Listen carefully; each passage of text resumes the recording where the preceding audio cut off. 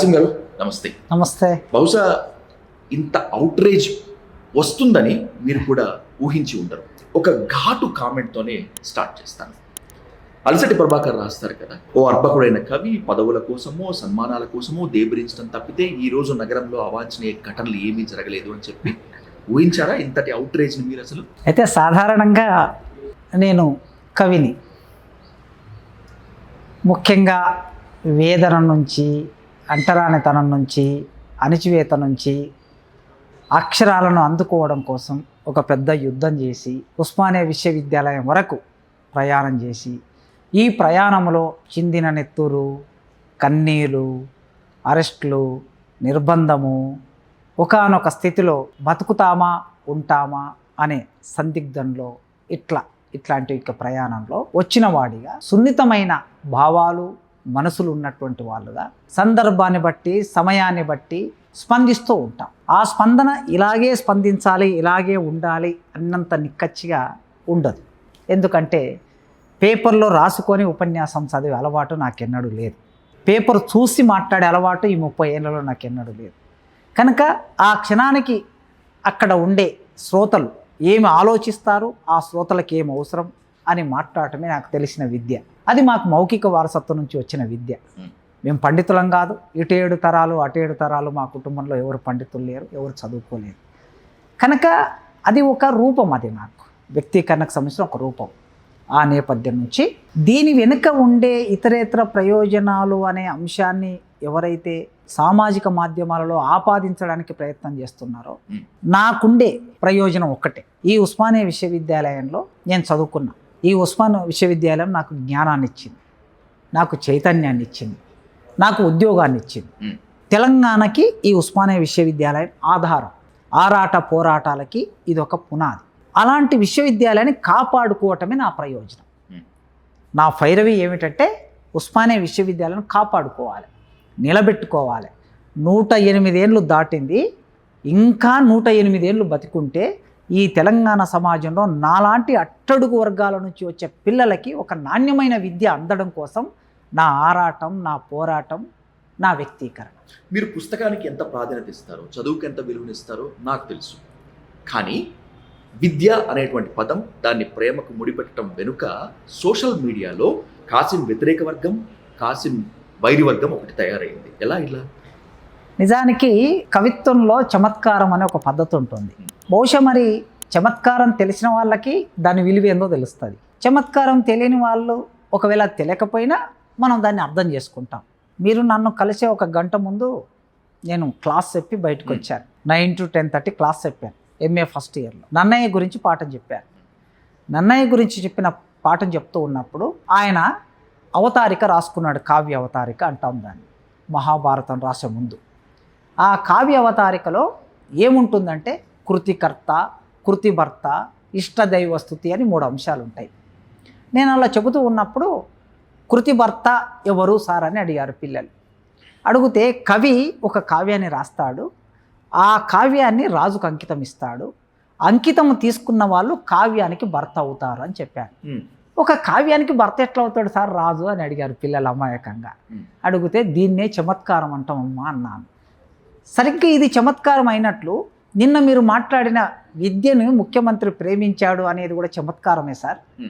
మరి ఇంతగా ఎందుకు మాట్లాడుతున్నారు? మేమైతే మామూలు విద్యార్థులమే కదా, ఇంతమంది మేధావులు, ఇంత సాహిత్యం చదువుకున్న వాళ్ళు, ఇంత తెలిసిన వాళ్ళు, ఈ పాటి చమత్కారం అర్థం కావట్లేదా సార్ అని వాళ్ళు, నా విద్యార్థులే ఒక 40 మంది విద్యార్థులు ఇప్పుడు గంట కిందట నాతో జరిగిన సంవాదంలో ఈ చర్చ మీకు చెప్తాను. Exactly the problem is here. విద్య అనేటువంటి దానిపైనే ఇప్పుడు విపరీతమైనటువంటి చర్చ నడుస్తుంది, అసందర్భమైన చర్చ కూడా నడుస్తుంది అనేటువంటి కామెంట్ ఒకటి ఉంది.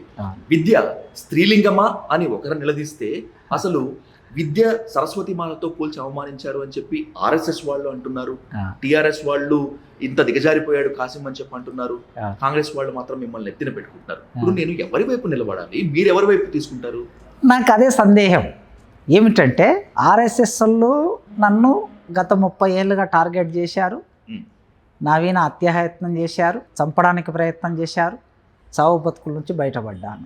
నేను మాట్లాడిన అంశంలో సరస్వతిని అవమానించాడు అని వాళ్ళు రాస్తున్నారు. తర్వాత TRSకు సంబంధించిన కొందరు మేధావులు లేదా వాళ్ళ ఐటీ సెల్ను చూసినటువంటి వాళ్ళు ఉద్దేశపూర్వకంగా నేను మాట్లాడిన వీడియోను కొన్ని లక్షల మంది చూసే విధంగా 24 గంటలు గడవక ముందే కొన్ని లక్షల మంది చూసే విధంగా దాన్ని ట్రోల్ చేశారు, ట్రెండింగ్లో పెట్టారు వాళ్ళకుండే శక్తి సామర్థ్యాల వలన. ఇక నా ఎదుగుదలను చూసి ఓర్వలేని వాళ్ళు, ఒక నల్లమల్ల అడవుల్లో అంటరాని మాదిగ గూడెంలో పుట్టి ఇంత దూరం ప్రయాణం చేసి ఇంత చిన్న వయసులో ఈ సమాజంలో ఈ గుర్తింపు తెచ్చుకోవటం ఇష్టం లేని వాళ్ళు, నేను మాట్లాడే మాటని ఇష్టపడని వాళ్ళు, ఈర్ష్యతో ద్వేషంతో నా మీద విమర్శ చేస్తూ ఉన్నారు. ఈ ముగ్గురులో ఎవరు కరెక్టు అని మీరు తెలుసుకోండి అని అడుగుతున్నాను నేను ఇప్పుడు. టీఆర్ఎస్ సంబంధించినటువంటి కొందరు మేధావులు కరెక్టా మాట్లాడుతున్నది, ఆర్ఎస్ఎస్లో కరెక్టా, లేకపోతే ప్రజాస్వామికవాదులని అభ్యుదయవాదులని ప్రగతిశీలులని ముద్రలు వేసుకొని మాట్లాడుతున్న మీరు కరెక్టా? మీ ముగ్గుట్లో ఎవరు తేల్చుకుంటే అప్పుడు నేను మీకు సమాధానం చెప్తా. అంటే ముగ్గురికి ఉమ్మడి శత్రువు ఒక్కడే అంటే ఈ ఉమ్మడి శత్రువు ఎంత బలవంతుడో అర్థం చేసుకోవాలి. కనుక నేను ఎంత బలవంతుడు అనే విషయం నాకు అర్థమైంది. రాజకీయాల్లోంచి వివాదం పుడుతుంది, ఇది కామనే కాసిం గారు. వివాదానికి రాజకీయం అంటుకుంది, కానీ మీ వివాదంలో రాజకీయం మాత్రమే కాకుండా దళిత సామాజిక వర్గాల నుంచి కూడా మీకు అవుట్రేజ్ వస్తుంది. సోషల్ మీడియాలో చాలా మంది దళిత మేధావులు, దళిత ప్రజాస్వామికవాదులుగానే మిమ్మల్ని కార్నర్ చేస్తున్నారు. ఎందుకని ఈ రకమైనటువంటి ఇది? సహజంగా ఇవాళ ఉదయం ఒక ప్రముఖ కవి ఫోన్ చేశాడు నాకు, ఇంటి నుంచి వస్తుంటే 8 గంటల అప్పుడు ఫోన్ చేశాడు, చెప్పాడు, కాసిం గారు అట్టడుగు వర్గాలలో చైతన్య రాహిత్యం ఉంటుంది, అవిద్య ఉంటుంది, తమ వర్గాల నుంచి వచ్చిన వాళ్ళని తాము నిలబెట్టుకోవాలని స్పృహ ఉండదు వాళ్ళకి, కనుక కాలు బట్టి గుంజడానికి ప్రయత్నం చేస్తారు. అది వాళ్ళ తప్పు కాదు, వాళ్లకు విద్య లేకపోవటం, చైతన్యం లేకపోవటం, మన వాడిని నిలబెట్టుకోవాలి అనేటటువంటి అవగాహన లేకపోవటం వలన కాలు బట్టి లాగుతూ ఉంటారు. మన వాళ్ళే మన విమర్శ పెడతారు, మన ఎదుగుదలను చూసి ఓర్చుకోలేకపోతారు, కళ్ళలో ఈర్ష్య ఉంటుందా, కళ్ళలో నిప్పులు పోసుకుంటారు. ఇట్లాంటి మాటలు చెప్పి ఆయన ఏమన్నాడంటే, మీరు గుండె చెదరకండి, మీరు భయపడకండి, బాధపడకండి, మీరు చేస్తున్న పని చాలా మంచి పని. ఎవరైతే ఉద్యమకారులని చెబుతున్నారో ఫేస్బుక్లకి సోషల్ మీడియాలకి పరిమితమై ఇళ్లల్లో కూర్చొని రాసే ఉద్యమకారులు ఎవరైతే ఉన్నారో ఆ ఉద్యమకారులు ఎవరు ఉస్మానియా యూనివర్సిటీని మార్చలేరు. ఉద్యమాలు పెద్ద ఎత్తున ప్రజా ఉద్యమాలు కదిలినప్పుడు ప్రభుత్వాల మెడలు వంచి సమాజాన్ని మార్చి సమాజంలో మౌలిక మార్పు తీసుకొచ్చి వ్యవస్థల్ని మార్చిన సందర్భాలు చాలా ఉన్నాయి. అలాంటి ఉద్యమాలు చేయలేని వాళ్ళు ఇళ్లల్లో పండుకొని ఇలాంటి కామెంట్లు మీ మీద చేస్తున్నారు.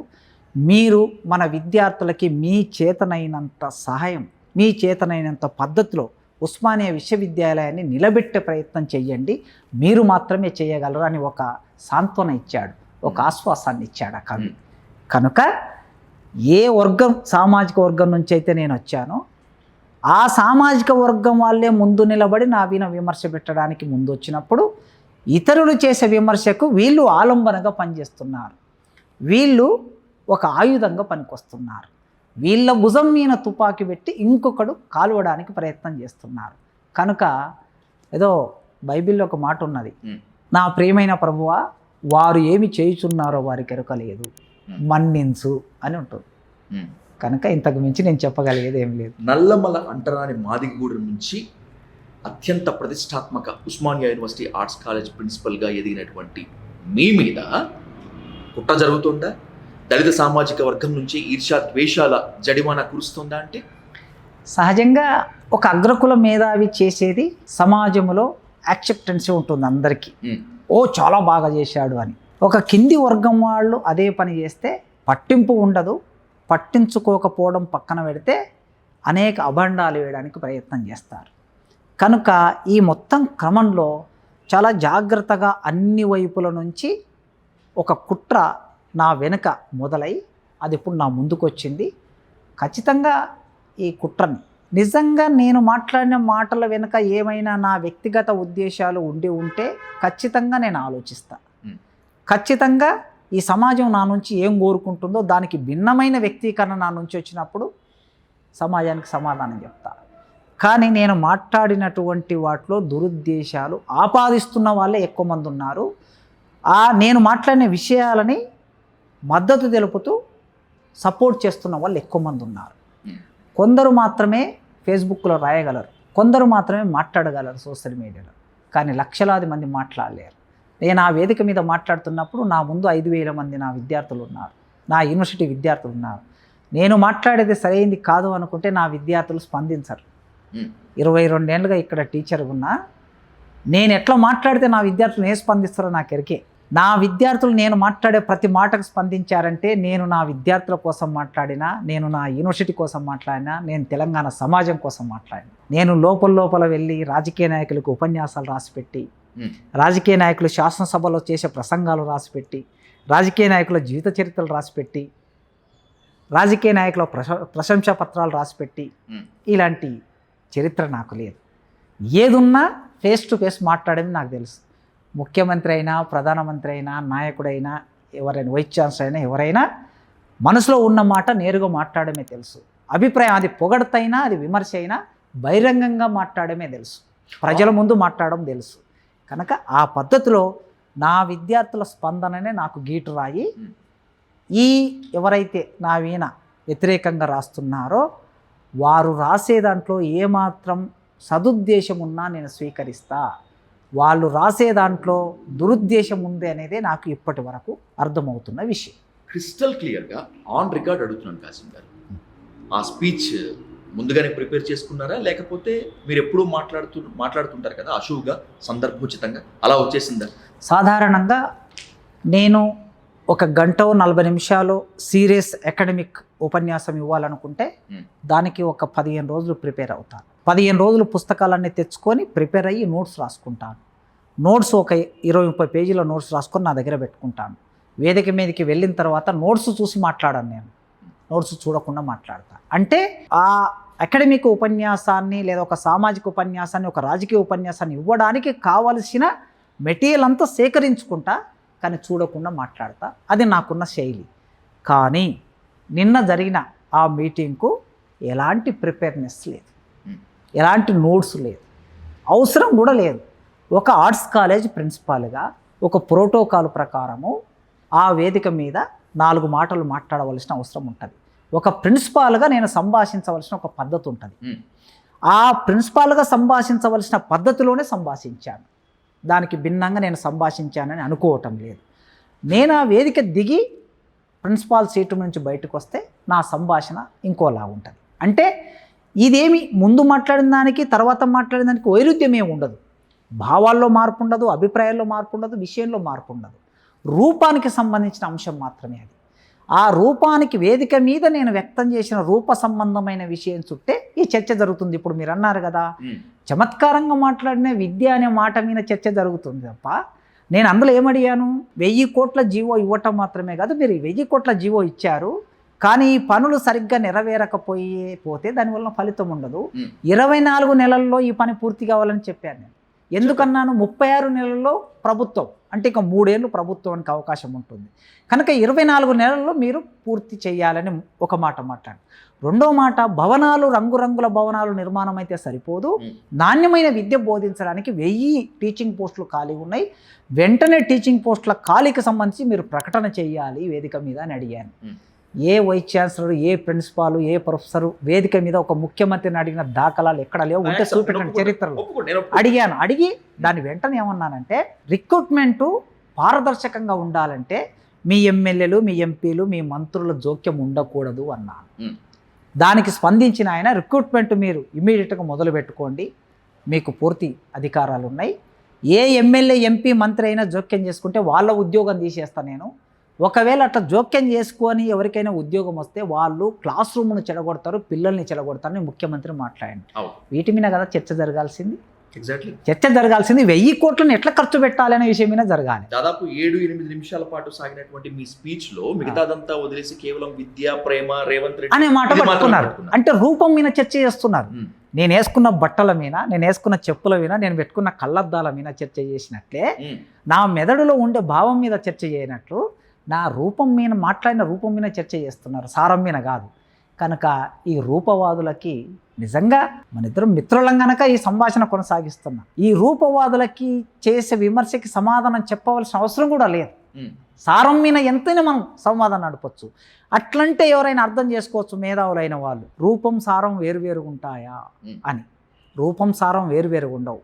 మా త్రిపురనేని సార్ గారు చెప్పారు, టీఎంఎస్ మధుసూదన్ రావు గారు, రూపం సారం సాహిత్యంలో వేరువేరు ఉండవు, రూపం అనేది ఎప్పుడైనా సారాన్ని ఆశ్రయించి ఉంటుంది అన్నాడు.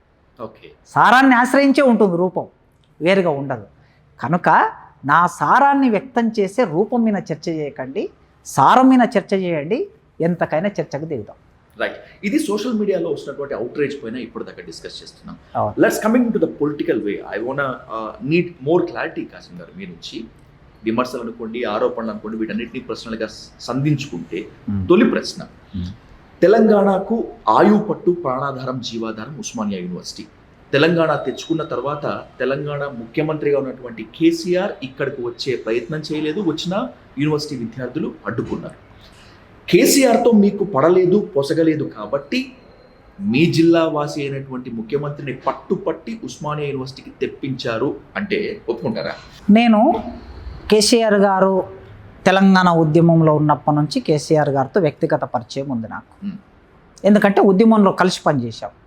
కేసీఆర్ గారు తెలంగాణ ఉద్యమంలోకి 2001లో వచ్చారు. మేము తెలంగాణ ఉద్యమంలోకి 1996లో వచ్చాం. 1998లో అమరుడు ఆకుల భూమయ్య గారి నాయకత్వంలో తెలంగాణ జనసభ పెట్టాం.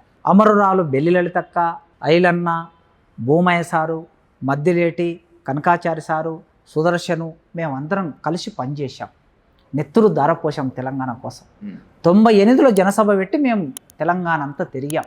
ఆ క్రమంలోనే నా విన దాడి జరిగింది.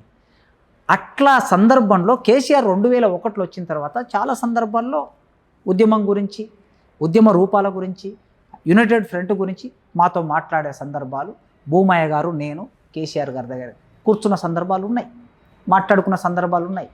స్వయంగా కేసీఆర్ గారు భోజనం వడ్డించిన సందర్భాలు కూడా ఉన్నాయి.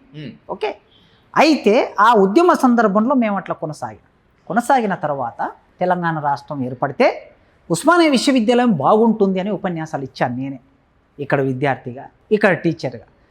ఎలా బాగుంటుంది అంటే 1996 నుంచి 90ల నుంచి ప్రపంచీకరణ మొదలైన తర్వాత విద్యారంగం మీద ప్రభుత్వం నిధులు కేటాయించడం తగ్గించి ప్రభుత్వ నియామకాలని లేకుండా చేసి ఈ యూనివర్సిటీని గాలికి వదిలేసినప్పుడు తెలంగాణ వస్తే యూనివర్సిటీ బాగుపడుతుందని కోరుకున్నాం మనం అందరం. కోరుకున్న తర్వాత తెలంగాణ ఏర్పడింది 2014లో. ఏర్పడిన తర్వాత ముఖ్యమంత్రి గారు దీనికోసం చేయాలి అని నేను చాలా సందర్భాల్లో మాట్లాడాను. 2014 నుంచి మొదలు పెడితే వరుస పెట్టి మాట్లాడాను. విద్యారంగం మీదే కాన్సన్ట్రేట్ చేసి కాకతీయ యూనివర్సిటీలో మాట్లాడాను, ఉస్మానియా యూనివర్సిటీలో మాట్లాడాను, మహాత్మా గాంధీ, పాలమూరు, శాతవన్ అన్ని యూనివర్సిటీలో మాట్లాడాను. యూనివర్సిటీ మీద బడ్జెట్ కేటాయించాలి, బ్లాక్ గ్రాంట్ ఇవ్వాలి, ఖాళీ పోస్టును భర్తీ చేయాలి అని నేను మాట్లాడాను.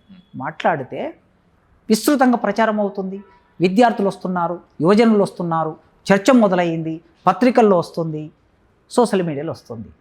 అప్పుడు కేసీఆర్ గారు నాకు తెలిసిన ఒక మిత్రుడికి చెప్పి, ఎందుకు ఆయన ప్రభుత్వానికి వ్యతిరేకంగా మాట్లాడుతున్నాడు, ఆయన ప్రొఫెసర్ కదా, పాఠం చెప్పుకోమనండి క్లాస్ రూమ్లో, లేకపోతే ఇబ్బందులకు గురి అవుతాడు అని చెప్పి పంపించాడు. నాకు సీరియస్ వార్నింగ్ ఇచ్చాడు. ఇస్తే నేను చెప్పాను, ఒకవేళ కేసీఆర్ గారు ముఖ్యమంత్రిగా ఉండి ఇప్పుడు నన్ను మాట్లాడొద్దు అంటున్నాడు. అంతకుముందు తెలంగాణ ఏర్పడడం కన్నా ముందు చంద్రబాబు నాయుడు ముఖ్యమంత్రి, రాజశేఖర రెడ్డి ముఖ్యమంత్రి, కిరణ్ కుమార్ రెడ్డి ముఖ్యమంత్రి, రోషయ్య ముఖ్యమంత్రి, 4 ముఖ్యమంత్రులు ఉన్నారు. ఈ 4 ముఖ్యమంత్రులు కూడా కాసిం మాట్లాడొద్దు, కోదండరాం మాట్లాడొద్దు, చక్రపాణి మాట్లాడొద్దు అని అనుకుంటే తెలంగాణ వచ్చేదేనా సార్ అని అడిగిన నేను, నా దగ్గరికి వచ్చిన మనిషితో అడిగితే నీ ఇష్టం, నేను చెప్పిన అన్నాడు. అయిపోయిందట సార్.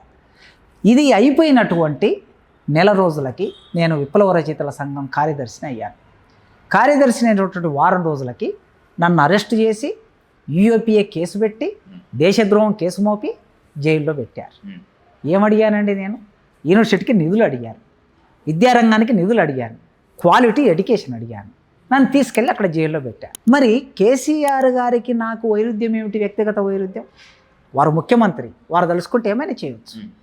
నేను ఒక సామాజిక కార్యకర్తగా, ఆలోచనపరుడిగా తెలంగాణ బాగుపడాలని కోరుకున్నటువంటి వాడిగా, ముఖ్యంగా నేను పనిచేస్తున్న విద్యారంగం బాగుపడాలని కోరుకున్నాను. నేను ఇంతకు మించి కేసీఆర్ గారికి నాకు వైయక్తికమైన వైరుధ్యం ఏమీ లేదు.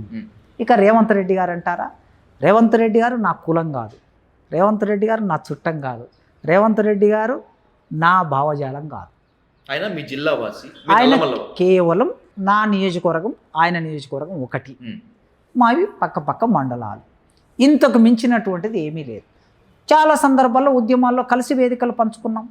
పుస్తకావిష్కరణ సభలకు వచ్చాడు, ఆయన ఎమ్మెల్యేగా వచ్చాడు, ఎంపీగా వచ్చాడు. ఢిల్లీలో మేము వర్గీకరణ కోసం మందకృష్ణ నాయకత్వంలో వర్గీకరణ కోసం ఒక 10,000 మంది విద్యార్థులు సభ చేస్తే ఆ సభలోకి వచ్చాడు.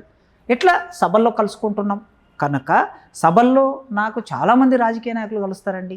హరీష్ రావు గారు కలిశారు, కేటీఆర్ గారు కలిశారు, కేసీఆర్ గారు కలిశారు, ఇవాళ ఉన్న మంత్రులు అందరూ వివిధ సందర్భాల్లో వేదికల్లో ఉన్నటువంటి వాళ్ళు. ఆ విధంగా రేవంత్ రెడ్డి గారు ఆయా సందర్భాల్లో వేదికల్లో కలుసుకున్నాం. వారు ఇప్పుడు ముఖ్యమంత్రి అయ్యారు. ముఖ్యమంత్రి అయిన తర్వాత మేము వెళ్ళి అడిగామన్నా, మేము ఇప్పుడు గతంలో ప్రభుత్వాన్ని అడిగాం కానీ ప్రభుత్వం ఏమి ఇవ్వలేదు. మీరైనా ఉస్మానియా యూనివర్సిటీ మీద శ్రద్ధ పెట్టండి, ఆలోచించండి. ఆ విశ్వవిద్యాలయాన్ని కాపాడితే తెలంగాణ సమాజం అంతా జ్ఞానవంతమైన సమాజంగా మారుతుంది. 12,000 గ్రామ పంచాయతీలు ఉంటే ప్రతి గ్రామం నుంచి ఒక విద్యార్థి ఉంటాడు ఇక్కడ ఖచ్చితంగా. మీరు ఓయూకు చేస్తే తెలంగాణకు మొత్తం చేసినట్లు లెక్క కనుక ఉస్మానియా విశ్వవిద్యాలయాన్ని కాపాడండి అని మేము అడిగాం. అడగగానే ఆయన ఒప్పుకుని వచ్చి మనం చూసాము. ఈ 3 నెలల కాలంలో 1000 కోట్ల నిధులు ఇచ్చారు. అంతకు మించి ముఖ్యమంత్రి గారితో కానీ కాంగ్రెస్ పార్టీతో కానీ ఎలాంటి సంబంధాలు నాకు లేవు. కాంగ్రెస్ లో పైరవీలు చేసేందుకే ఉస్మానియా ఆర్ట్స్ కాలేజ్ సాక్షిగా సీఎం రేవంత్ రెడ్డిని పిలిపించి పాలమూరు ముద్దుబిడ్డ, నల్లమల్ల ముద్దుబిడ్డ అని చెప్పి ప్రొఫెసర్ కాసిం జోకాడు అని చెప్పి అంటున్నారు. అంటే 30 ఏళ్ళ నా చరిత్ర, నా ప్రయాణం తెలిసిన ఎవరైనా ఇలా మాట్లాడతారా అని ఒక ప్రశ్న వేసుకుంటే, నేను ఒకవేళ అనుకుంటే నాకు ఒకవేళ పదవులే కావాలనుకుంటే ఏనాడో ఏదైనా పదవి తెచ్చుకోగలను నేను. అది నాకు పెద్ద విషయం కాదు. కానీ నేను నమ్ముకున్న విశ్వాసాలు, విలువలు కొన్ని ఉన్నాయి. ఆ విలువల ప్రకారం నేను పనిచేసుకుంటూ వెళ్తున్నా.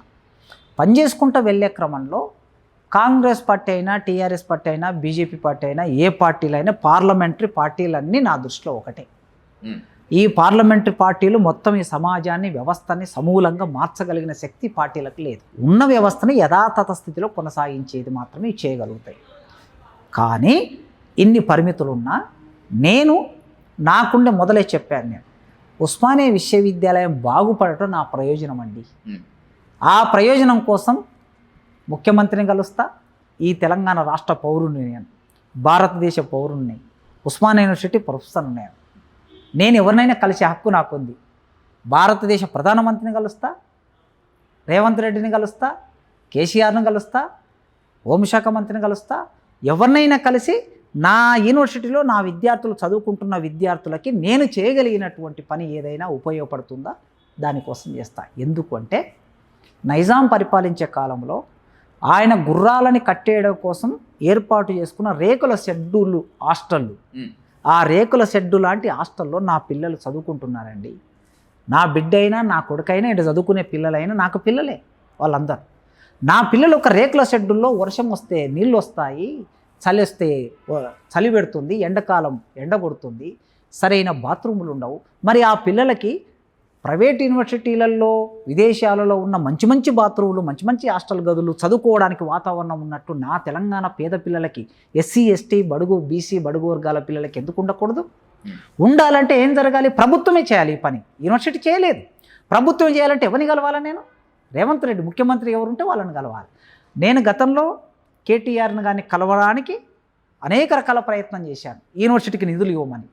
స్వయంగా ఆనాడు ఎంతోమంది ప్రైవేటు కాలేజీ యాజమాన్యాల సంఘం ఉంటే ఆ సంఘానికి అధ్యక్షుడు ఉన్నటువంటి వ్యక్తి ద్వారా, ప్రకాష్ అనే ఒక వ్యక్తి ద్వారా కేటీఆర్ గారికి ఒక్కసారి యూనివర్సిటీకి రమ్మనండి, తీసుకురండి, మీరు పరిస్థితులు చూడండి, దీని గురించి ఆలోచించండి అని చెప్పారు. వాళ్ళు కలవలే, వాళ్ళు రాలే. ఇవాళ ముఖ్యమంత్రిని కలవగలిగాడు కనుక ఆయనను తీసుకొచ్చి ఎప్పుడో 100 ఏళ్ల కిందట కట్టినటువంటి భవనాలు ఉన్నాయి ఇక్కడ. ఆ భవనాలు కూలిపోయి శిథిలావస్థలో ఉన్నాయి. శిథిలావస్థలో ఉన్న భవనాలను బాగు చేసుకోవాలంటే కొత్త భవనం నిర్మాణం చేయాలంటే ముఖ్యమంత్రి ఇక్కడ రావాల్సిందే, చూడవలసిందే, నిధులు కేటాయించవలసిందే. అదేవిధంగా ఈ విశ్వవిద్యాలయంలో 2500 ఎకరాల భూమి ఎన్నడో ఆనాటి నైజాం ప్రభుత్వంలో ఇచ్చారు వాళ్ళు. 25 ఎకరాల భూమి ఆక్రమణలకు గురైపోయి ఇప్పుడు కేవలం 1600 ఎకరాలు 1400 ఎకరాలు మిగిలింది. మరి ఈ భూమి ఇది మిగిలింది కదా, ఈ మిగిలిన భూమినైనా ఇప్పుడు రక్షించుకోకపోతే, ఇది భూమి అనేది హైదరాబాద్లో చాలా కాస్ట్లీగా మారిపోయింది, ఖరీదుగా మారిపోయింది. రేపు ఎవరైనా వచ్చి ఆక్రమించవచ్చు ఈ భూమిని, అన్యాక్రాంతం అయిపోయింది. అందుకే దీనికి ప్రహారీ గోడ చుట్టూ నిర్మాణం చేసి ఈ భూమిని కాపాడవలసిన బాధ్యత కూడా ప్రభుత్వం మీదే ఉన్నది. అందుకే ముఖ్యమంత్రి దగ్గరికి వెళ్ళాము, ముఖ్యమంత్రితో మాట్లాడాము, ఆయన తీసుకొచ్చాము. ఇక్కడ ఈ యూనివర్సిటీ కోసం ఎవరేం చేశారు అనేటటువంటిది చర్చకు వస్తే మనం మాట్లాడుకోవచ్చు ఎన్నైనా. ఏమి చెయ్యకుండా యూనివర్సిటీ బాగుపడితే, ఇక్కడ క్వాలిటీ ఎడ్యుకేషన్ వస్తే, ఇక్కడున్న ఎస్సీలు ఎస్టీలు బీసీ పిల్లలు మంచి క్వాలిటీ ఎడ్యుకేషన్ చదివి మెడికల్ లాంటి పిల్లలు తయారైతే, ప్రైవేటు ఎక్కడెక్కడో చదువుకుంటున్నటువంటి అగ్రకులాల పిల్లలు ఉంటారు కదా, ఆ పిల్లలకి పోటీ వస్తే, ఆ పోటీలో వీళ్ళు ఉన్నత స్థానాల్లోకి వస్తే అనే భయం పట్టుకున్న వాళ్ళు నా మీద మాట్లాడతారు. కనుక నా పిల్లలకి క్వాలిటీ ఎడ్యుకేషన్ ఎట్లా అందుతుందో, నా కన్న బిడ్డలకి, నా దగ్గర చదువుకున్న పిల్లలకి కూడా క్వాలిటీ ఎడ్యుకేషన్ అందాలని నేను కోరుకుంటా. దానికోసం ఎంత ప్రయత్నమైనా చేస్తాను. ఎవరు ఏమైనా అనుకోనివ్వండి, ఎవరి మనోభావాలైనా కూడా గాయపడనివ్వండి, ఒక ఇంపార్టెంట్ క్వశ్చన్ మీ ముందు పెడతాను కాసిం గారు. బికాస్ ఎందుకంటే 22 ఏళ్లుగా మీరు ఉస్మానియా యూనివర్సిటీ క్యాంపస్లో లెక్చరర్గా, ప్రొఫెసర్గా, ఈరోజు ఆర్ట్స్ కాలేజ్ ప్రిన్సిపల్గా ఉన్నారు కాబట్టి బ్లాస్టింగ్ ఆన్సర్ కావాలి. ఖమ్మంలో నిరాహార దీక్ష కేసీఆర్ విరమించినప్పుడు ఆ కేసీఆర్ తీరును వ్యతిరేకిస్తూ ఇదే ఆర్ట్స్ కాలేజ్ సాక్షిగా నిమ్మరసం కాదు మా రక్తం తాగు అని చెప్పి ఉస్మానియా యూనివర్సిటీ విద్యార్థులు శవయాత్ర వహించారు. ఆ పగ, ప్రతీకారం, ఆ ఇన్సిడెంట్ని మనసులో పెట్టుకొని కేసీఆర్ అధికారంలో ఉన్న నాళ్ళు ఉస్మానియా యూనివర్సిటీని నిర్వీర్యం చేశాడు అనేటువంటిది ఓ బలమైనటువంటి వాదన. Do you accept it? ఒప్పుకుంటారా? ఇప్పుడు మళ్ళీ ఎందుకంటే నేను ఏది మాట్లాడినా టీఆర్ఎస్ పార్టీ ఐటీ వింగ్ వాళ్ళకి ఇబ్బంది కలగవచ్చు. మాట్లాడడానికి నాకు ఏ ఇబ్బంది లేదు. ఎగ్జాక్ట్లీ. రేవంత్ రెడ్డి గారు రేపు ఉస్మానియా విశ్వవిద్యాలయానికి వ్యతిరేకంగా ఏదైనా చర్యలు తీసుకున్నా నేను అదే మాట్లాడతా. ఇంకెవరేది చేసినా అదే మాట్లాడతా. రేపు మా విద్యార్థులు, నిరుద్యోగులు మాకు ఉద్యోగాలు కావాలని ధర్నా చేసి నేను వాళ్ళ దగ్గరికి వెళ్ళి మాట్లాడతా. కనుక ముఖ్యమంత్రిగా ఉన్నటువంటి కేసీఆర్ గారు మీరు చెప్పినట్లు ఈ వాదన, ఈ భావన ఉంది సమాజంలో. నన్ను వ్యతిరేకించిన విశ్వవిద్యాలయాన్ని నేను ఎందుకు పట్టించుకోవాలనే భావన సమాజంలో ఆయనలో ఉన్నది అనేది వ్యాపించి ఉంది. ఒకవేళ ఆ భావన పోవాలంటే, అది కాదు నాకు ఎలాంటిది లేదు, ఉస్మానియా యూనివర్సిటీలో ఉన్న పిల్లలంటే మన తెలంగాణ పిల్లలే, వాళ్ళని అభివృద్ధి చేయడానికి నేను శాయశక్తుల కృషి చేస్తా అని కేసీఆర్ నిరూపించి ఉంటే, వారు వచ్చి నిధులు కేటాయించి దీన్ని అభివృద్ధి చేసి ఉంటే ఆ వాదన పూర్వపక్షం అయ్యేది. మరి వారు పట్టించుకోలేదంటే వారి మనసులో ఏముందో, ఎందుకు ఇలా జరిగిందో అనే దానికి అనేక ప్రశ్నలు ముందుకు వస్తాయి. కనుక ఇప్పుడు చరిత్ర 10 ఏళ్ళు గడిచిపోయింది. గడిచిపోయిన చరిత్రని మనకు సాక్ష్యంగా ఉంది. సాక్ష్యంగా ఉన్న చరిత్రని మీరు అడిగినటువంటి ప్రశ్నకు సమాధానం చెప్తుంది. రైట్. ముఖ్యమైన 3 ప్రశ్నలతో ముగిస్తారు కాసిం గారు. ఉస్మానియా యూనివర్సిటీకి సీఎం రేవంత్ రెడ్డి వచ్చారు, 1000 కోట్ల నిధులు ఇచ్చారు, ఖాళీగా ఉన్నటువంటి 1000 పోస్టులు భర్తీ చేస్తామని చెప్పి అన్నారు. హ్యాపీ. అది నిజమా కాదని చెప్పి కాలం మనకు చూపిస్తుంది. అయితే ఒక ఉస్మానియా యూనివర్సిటీ డెవలప్ చేసేస్తే, ఒక ఉస్మానియా యూనివర్సిటీకి 1000 కోట్ల నిధులు ఇస్తే సరిపోతుందా? తెలంగాణలో మిగతా యూనివర్సిటీలు, శాతవాహన యూనివర్సిటీ ఉంది, కాకతీయ యూనివర్సిటీ ఉంది, మిగతా యూనివర్సిటీలు కూడా ఉన్నాయి కదా, వాటి మాట ఏమిటి? ఖచ్చితంగా సర్వసమగ్రమైన అభివృద్ధి జరగాలంటే అన్ని విశ్వవిద్యాలయాలను ఏకకాలంలో అభివృద్ధి చేయాలి. మొన్న కోటి ఉమెన్స్ కాలేజ్, కోటి మహిళా విశ్వవిద్యాలయానికి 500 కోట్లు కేటాయించి ఏ విధంగా అయితే అక్కడ నిర్మాణాలు మొదలుపెట్టారో, ఉస్మానియా యూనివర్సిటీలో నిర్మాణాలు మొదలు పెట్టాలి వెంటనే. ఈ డిసెంబర్ పూర్తి అయ్యే లోపుగా వారు ఇక్కడ శంకుస్థాపన మొదలుపెట్టి శాంక్షన్ ఆర్డర్లు ఇచ్చి వర్క్ మొదలు కావాలి. లేకపోతే ఏమవుతుందంటే కొన్నిసార్లు పేపర్ల మీద ఆర్డర్ జీవోలు వస్తాయి, కానీ జీవోలు అమలు కాని సందర్భాలను ఎన్నిటినో చూసాం చరిత్రలో మనం. ఆ జీవో అమలయ్యేటట్లు చేయాలంటే పౌర సమాజం ఒత్తిడి ఉండాలి. మనమందరం కలిసి ఒత్తిడి పెట్టాలి ప్రభుత్వం మీద. అందుకే వెంటనే ముఖ్యమంత్రి గారు ఈ నెల పూర్తి అయ్యేలోపుగా శంకుస్థాపన వేసి శాంక్షన్ ఆర్డర్స్ అన్నిటికీ రావాలని నేను కోరుకుంటున్నా. దానితో పాటు మిగతా కాకతీయ యూనివర్సిటీ కూడా దాదాపుగా చరిత్ర కలిగినటువంటి యూనివర్సిటీ, ఉస్మానియా యూనివర్సిటీ తర్వాత ఏర్పడినటువంటి యూనివర్సిటీ తెలంగాణలో. ఆ విశ్వవిద్యాలయాన్ని కూడా మనం కాపాడుకోవాలి.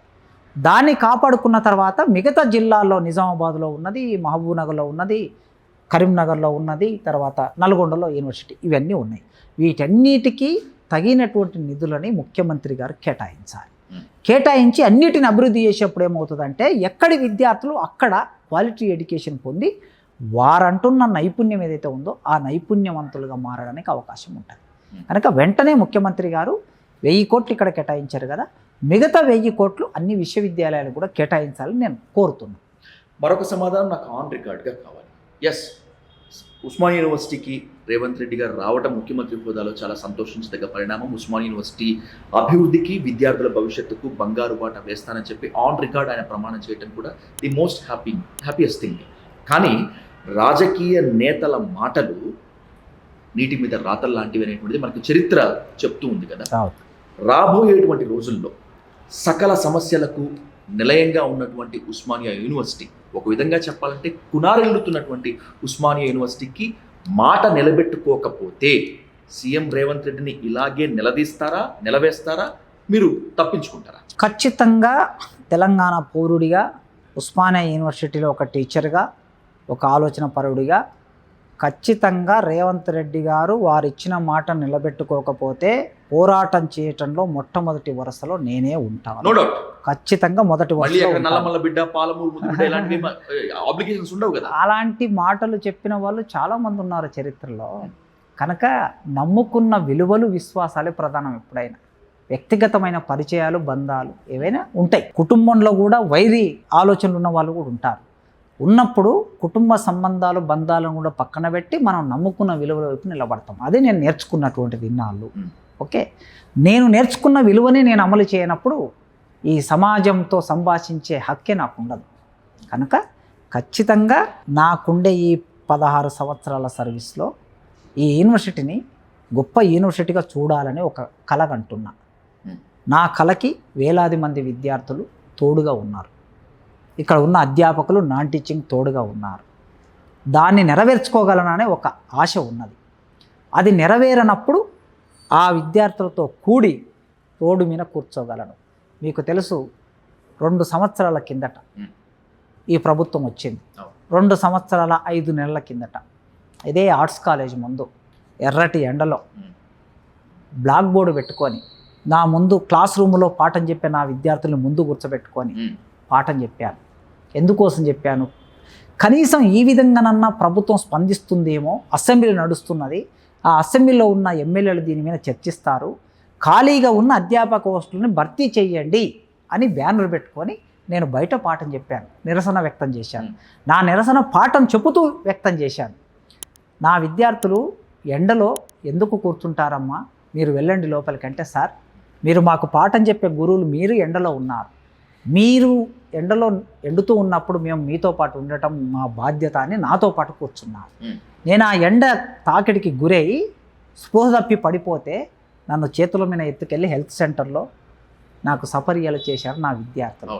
కనుక రేపటి నాడు ముఖ్యమంత్రి రేవంత్ రెడ్డి గారు ఈ పని చేయకపోతే ఖచ్చితంగా మళ్ళీ నేను రోడ్డు మీదకే వస్తాను. మీరు స్పృహ తప్పిపోతే మిమ్మల్ని హాస్పిటల్కి తీసుకువెళ్ళి సపర్యలు చేసినటువంటి విద్యార్థులు కొంతమంది, మీరు ఆర్ట్స్ కాలేజ్ ప్రిన్సిపల్గా బాధ్యతలు తీసుకున్న తర్వాత మీకు వ్యతిరేకంగా ఇక్కడ నిరసన చేసినటువంటి విద్యార్థులు కూడా కొంతమంది. ఏంటి అది ఆధిపత్యమా, మీపై జరిగినటువంటి కుట్రలో భాగమా అది? అంటే నేను ప్రిన్సిపాల్గా తీసుకున్నాక నాకు వ్యతిరేకంగా ఎవరు నిరసన చేయలేదు. అటెండెన్స్ సంబంధించినటువంటి దానిపైన అటెండెన్స్ కావాలని అడిగారు పిల్లలు. నేను ప్రిన్సిపాల్గా బాధ్యత తీసుకోవడానికి కూడా ప్రధాన కారణం, వీసీ గారు ఒక మాట అడిగారు, ఆర్ట్స్ కాలేజీలో క్లాస్ వర్క్ జరగాలి, విద్యార్థులు క్లాసులకు రావాలి, ప్రొఫెసర్లు పాఠాలు చెప్పాలి. ఈ పని చేయడానికి మీరైతే కరెక్టు, మీరు ఈ బాధ్యత తీసుకొని ఆ ఆర్ట్స్ కాలేజీని సెట్ చేయండి అని అడిగారు. ఆల్రెడీ ఆర్ట్స్ కాలేజీలో క్లాసులు జరుగుతున్నాయి సార్ అని చెప్పాను. నా తెలుగు డిపార్ట్మెంటు క్లాసులు రెగ్యులర్గా మేము చెప్తాం, ఇక్కడ ఇంకా కొన్ని డిపార్ట్మెంట్లు రెగ్యులర్గా జరుగుతున్నాయి అని చెప్పారు. అయినా మిగతా డిపార్ట్మెంట్లన్నీ కూడా జరగాలి, ఆర్ట్స్ కాలేజ్ కలకలలాడాలి అని అడిగారు వాళ్ళు. అడిగితే ఇలాంటి పదవులు నాకు కష్టం సార్, ఎందుకంటే నేను స్వేచ్ఛగా సమాజంలో ఆలోచించేవాడిని, రాసుకునేవాడిని, చదువుకునేవాడిని, సమాజంతో సంభాషించేవాడిని, ఇది నాకు పరిమితిగా ఉంటుందేమో అని భావించినప్పుడు అలాంటిది ఏమీ ఉండదు, మీరు స్వేచ్ఛగా మీ పని చేయండి, ఉదయం 9 గంటలకు మీరు కాలేజీకి వస్తారు కదా, సాయంత్రం 5 గంటల వరకు ఉంటారు కదా రోజు, సేమ్ ప్రిన్సిపాల్గా అయినాక కూడా గదే పని చేయండి సార్ అని అడిగారు మా వీసీ గారు. అడగానే నేను ఆ బాధ్యత తీసుకున్న తర్వాత ఒక 3 నెలలు విద్యార్థులు అందరితో కలిసి మీరు రెగ్యులర్గా క్లాసులకు రండి, మీరు క్లాసులకు రాకపోతే అటెండెన్స్ తక్కువైతే మీరు పరీక్ష రాయలేరు అని వాళ్ళకు ఫోన్లలో చెప్పడం, కలిసి మాట్లాడడం, సర్క్యులర్స్ ఇవ్వటం అన్నీ చేశాం. చేసిన తర్వాత కూడా కొద్దిమంది రాలేకపోయారు కాలేజీకి, 0 అటెండెన్స్ ఉంది. 0 అటెండెన్స్ ఉన్నటువంటి వారిని ఎగ్జామ్కి ఎంటర్ చేయడానికి అవకాశం లేదు యూనివర్సిటీ రూల్ ప్రకారం. కనీసం 65% ఉండాలి, మెడికల్ సర్టిఫికేట్ తెస్తే 10% కలిపి ఎగ్జామ్కి ఎంట్రీ చేస్తాం. కనుక అప్పుడు 0 అటెండెన్స్ 5%, 10% ఉన్న పిల్లలు ఎవరైతే ఉన్నారో వాళ్ళు ఎగ్జామ్ రాయలేకపోయారు. వాళ్ళు వచ్చి అడిగారు నన్ను, రాత్రి 2 గంటల వరకు నా ఛాంబర్లోనే కూర్చున్నారు. నేను కూడా వాళ్ళతో పాటు కూర్చున్నా. మా సెక్యూరిటీ వాళ్ళు, సార్ పోలీసులు పంపిస్తాం సార్, పిల్లల్ని తీసుకెళ్ళిపోతారంటే, ఎట్టి పరిస్థితుల్లో నేను పోలీసులను అలో చెయ్యను. వీళ్ళు నా విద్యార్థులు, అంటే నా పిల్లలు. నా ఇంట్లో ఒక సమస్య వచ్చినప్పుడు నా పిల్లలతో నేను మాట్లాడతా, ఎంతసేపైనా మాట్లాడతా. రాత్రి 1 గంట కానీ 2 గంటలు, రేపు ఉదయం కూడా కానీ పరిష్కారం అయ్యే వరకు మాట్లాడతా. వాళ్ళకి అర్థం చేయిస్తా, వాళ్ళు నన్ను అర్థం చేసుకోవాలంటే రాత్రి 2 గంటలకు ఆ పిల్లలు లేచి, సార్ ఇక మీరు ఒక మంచి పని చేస్తున్నారు కాలేజీ కోసం, మేము మీకు సహకరించవలసిందే, అయితే కొద్దిగా అటెండెన్స్ 5%, 10% తక్కువ ఉన్న వాళ్ళ గురించి ఒకసారి ఆలోచించండి అని చెప్పి 2 గంటలకు లేచి విద్యార్థులు వెళ్ళిపోయారు. అప్పుడు నేను ఇంటికి వెళ్ళిన. నెక్స్ట్ రోజు హెడ్స్ మీటింగ్ పెట్టి హెడ్స్ మీటింగ్లో చర్చించిన విషయాన్ని, పిల్లలు ఇలా అడుగుతున్నారంటే మా హెడ్స్ అందరూ కూడా, సార్ ఈ ఒక్కసారికి 10% తక్కువ ఉన్న అటెండెన్స్ ఉన్న వాళ్ళని మనం అలో చేద్దామంటే అప్పుడు 10% అటెండెన్స్ ఉన్న వాళ్ళందరినీ అలో చేసాం, ఎగ్జామ్ రాశారు. ఇది జరిగినటువంటిది.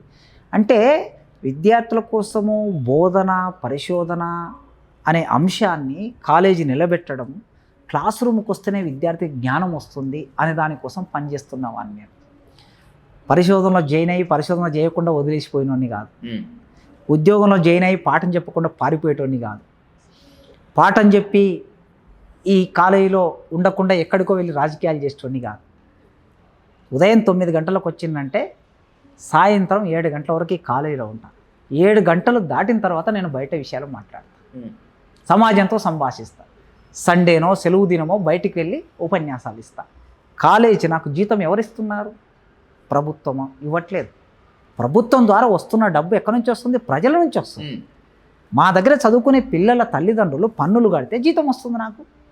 ఆ పన్నులతో వచ్చిన జీతాన్ని తీసుకుని నేను అన్నం మెతుకులు తింటున్నప్పుడు అన్నం మెతుకు మీద ఒక కార్మికుడి పేరు, ఒక రైతు పేరు, ఒక కూలి పేరు, ఒక చెమటజీవి పేరు రాసి ఉంటుంది దాని మీద. నేను వాళ్ళకు బాధ్యత పడాలి. అంటే నిజాయితీగా నా పిల్లలకి పాఠం చెప్పాలి. ఒక 5-6 సంవత్సరాలు ఫెలోషిప్ తీసుకొని పిహెచ్డీలు చేయకుండా పారిపోయిన వాళ్ళు ఉన్నారు. అది సామాజిక బాధ్యతనా? నెలకి 40,000 జేఆర్ఎఫ్ వచ్చిన వాళ్ళు నెలకి 40,000 ఫెలోషిప్ తీసుకుంటారు. ఎన్నేళ్ళు? 5 ఏళ్ళు. ఎవరిది డబ్బు? ప్రజల డబ్బు. 5 ఏళ్ళు నీవు తీసుకొని పరిశోధన చేయకుండా వెళ్ళిపోతే ఎవరికి నష్టం చేసినట్లు? సమాధానం చెప్పాలి. మరి సమాజానికి నష్టం చేసి ఇలాంటి విషయాల్లో నేను చాలా నిక్కచ్చిగా ఉంటాయి. ఇప్పుడు శత్రుత్వం ఎందుకు ఏర్పడింది నాకు, శత్రువులు ఎందుకు తయారయ్యారంటే ఇవి నేను అడుగుతా కనుక. అటెండెన్స్ రెగ్యులర్ కాలేజీకి రమ్మన్నోడికి ఇబ్బంది, రెగ్యులర్ పాఠం చెప్పమన్నోడికి ఇబ్బంది, పరిశోధన మంచిగా చేయమన్నోడికి ఇబ్బంది, ఫెలోషిప్ తీసుకున్నావు కనుక పరిశోధన చెయ్యి అని అడిగినందుకు ఇబ్బంది. వాళ్ళందరికీ ఇబ్బంది అయితే నాకేం ఇబ్బంది అండి? నేను పెట్టుకున్న విలువ ప్రకారం నేను వెళ్తా. మీ విలువల ప్రకారం మీ దగాకోరు విలువల ప్రకారం నేను జీవించదలుచుకోలేదు. నా విలువ ప్రకారం నేను జీవించదలుచుకున్నాను. నేను ఈ సమాజానికి నిబద్ధున్నై ఉంటా, బాధ్యత పడి ఉంటా. నేను తీసుకున్న ప్రతి పైసకి నేను నా శ్రమని, నా జ్ఞానాన్ని చెల్లిస్తాను. Right to the last Kasim garu, ఇది చాలా ఇంపార్టెంట్ క్వశ్చన్. ఓ అంటరాని మాదిగగూడెం నుంచి వచ్చి ఈ స్థాయికి వచ్చినటువంటి కాసిం గారు ఈ స్థాయిలో ప్రశంస ఇచ్చారు, సందర్భోచిత ప్రశంస ఇచ్చారు కాబట్టే ఇంత ట్రోలింగ్. మీ పొజిషన్లో వేరే ఆధిపత్య కులం ఉన్న వ్యక్తి గనక చేసి ఉంటే ఈ స్థాయిలో ట్రోలింగ్ ఉండేదా? ఈ స్థాయిలో అవుట్ రోజు వచ్చి ఉండేదా? చాలా దర్పం. వారు మాట్లాడితే, ఆ పై కులాల వాళ్ళు మాట్లాడితే, ఏ సందర్భంలో మాట్లాడినా వాళ్ళు కులం గురించి మాట్లాడితే వాళ్ళు సంఘ సంస్కర్తలు, విప్లవకారులు, గొప్పవాళ్ళు, నాయకులు.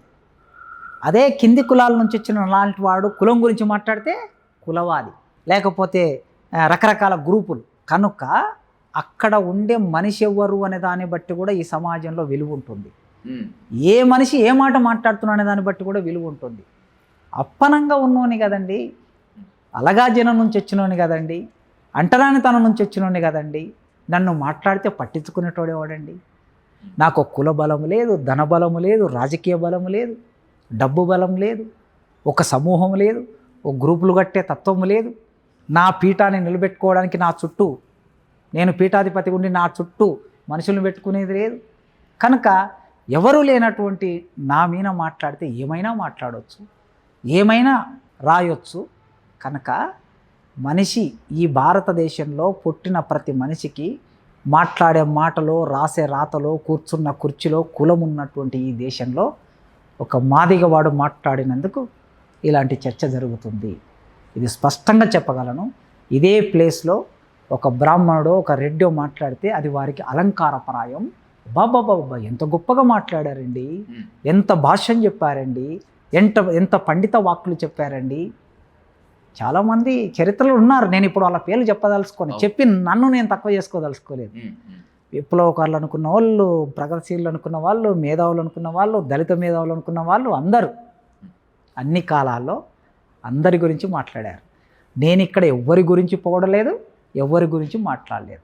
నా మొత్తం 5-6 నిమిషాల ఉపన్యాసంలో ఒక్క వాక్యం కూడా పొగడతలేదు. నల్లమల్లలో పుట్టాడా లేదా రేవంత్ రెడ్డి? నల్లమల్ల బిడ్డ అన్న, నల్లమల్ల ముద్దు బిడ్డ అన్న. పాలమూరులో పుట్టాడా లేదా?